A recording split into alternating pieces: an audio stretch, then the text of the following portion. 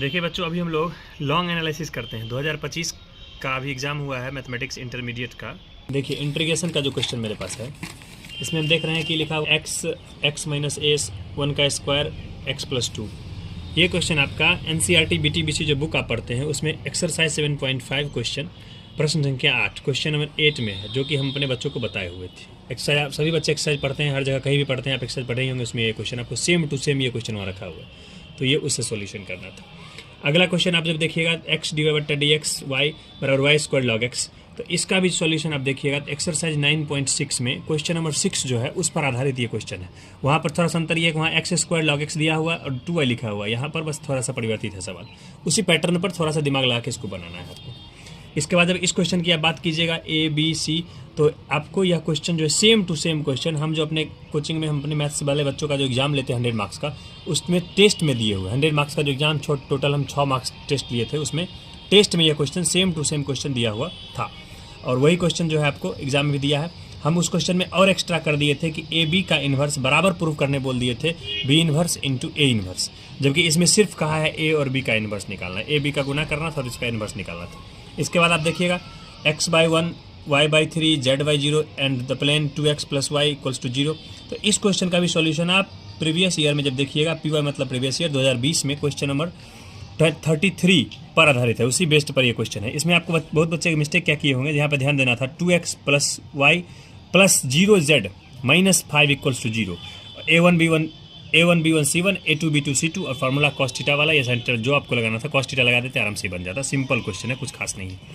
इसका जब मैक्सिमाइज और मिनिमाइज का क्वेश्चन देखिएगा, तो यह क्वेश्चन आपको प्रीवियस ईयर 2021 का क्वेश्चन है, और यह हम अपने टेस्ट में जो हम अपने यहाँ टेस्ट ले मैथमेटिक्स का, उसमें 2 बार दिए हुए थे। एक ही क्वेश्चन को हम अपने टेस्ट में 2 बार दिए हुए थे, और उसके बाद भी अगर बच्चा नहीं समझिए, वो तैयारी नहीं करते बढ़िया से, बहुत ईजी क्वेश्चन है, कुछ नहीं है। मतलब मैक्सिमम मिनिमा का जो आसान क्वेश्चन होता है उसमें से ये क्वेश्चन आता है। इसका जब आप बढ़िएगा क्वेश्चन नंबर 36 को देखिएगा, तो यहाँ पर आप प्रोबेबिलिटी का क्वेश्चन है, 75% सत्य बोलता है, 80% असत्य बोलता है, इस तरह का क्वेश्चन जो आपका है। यह क्वेश्चन 3 बार बोर्ड में पूछा हुआ, 2013 में, 15 में और 17 में 3 बार ये क्वेश्चन पूछा, और अभी एक 25 में पूछ दिया। जब उसके बाद हम बढ़ते हैं तो थोड़ा सा डिटर्मिनेंट का एक नया क्वेश्चन आया है, पैटर्न चीज़ें वही, सब कुछ वही है, थोड़ा सा इसमें दिमाग लगाना था। करना क्या था, सो देखिए, इसको प्रूव करना है इसके बराबर। तो इसमें करना क्या है कि आप सबसे पहले तो ये जो है इसका प्रॉपर्टी जानते हैं कि कोई भी जो डिटर्मिनेंट जो होता है उसकी कोई एक पंक्ति या कोई स्तंभ अगर योगफल में हो, तो उसको हम लोग 2 अलग अलग डिटर्मिनेंट के योगफल के रूप में लिखते हैं। तो इसलिए हम अगर LHS RHS पे चलते हैं, तो यहाँ A + B B + C C + A है, तो इसको हम पहली A B C बाकी सब सेम लिख दिए, और फिर अगला B C A बाकी सब सेम लिख दिए।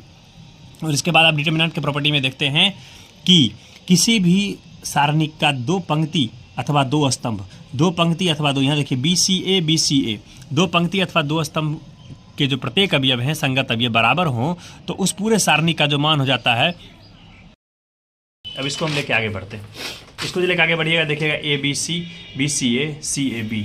अब इसको जब हम R1 के अनुदेश प्रसारण कर दें, तो आप देखिएगा इसको लिखेंगे A, और आपको प्रॉपर्टी पता है, इसको काट देंगे तो जाएगा CAAB, फिर माइनस में B, इसको और इसको काट देंगे तो बचेगा BACB, और प्लस में C, इसको काट देंगे तो बचेगा BCCA। अब आगे अब जब बढ़िएगा A, इसको मल्टीप्लिकेशन करेंगे तो हो जाएगा BC माइनस में A², B इंटू इसको इससे गुना करेंगे तो हो जाएगा B², इसको इससे करेंगे तो माइनस में AC या CA उसी कहेंगे, फिर प्लस C, इसको इससे गुना करेंगे तो AB और माइनस में C²। अब आप जब ध्यान दीजिएगा, मल्टीप्लाई कीजिएगा तो हो जाएगा ABC, इसको इससे करेंगे तो माइनस A² को ऐसे करेंगे तो A³, माइनस B² को B से करेंगे तो B³, माइनस माइनस प्लस, यहाँ भी ABC, फिर प्लस में करेंगे तो ABC, plus minus minus, C को C² करेंगे तो C³। अब जब आप यहाँ देखिएगा ABC 3 बार ABC, 3ABC minus A³ minus B³ और माइनस में C³ = RHS।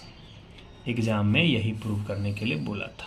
छोटा सा क्वेश्चन था, थोड़ा सा दिमाग आप लगाते तो आपका काम हो सकता था। यही बड़ा इजी क्वेश्चन था। 5 नंबर पाना बहुत आसान है। इस तरीके से आप 5 नंबर को आसानी से एग्जामिनर से लूट सकते हैं।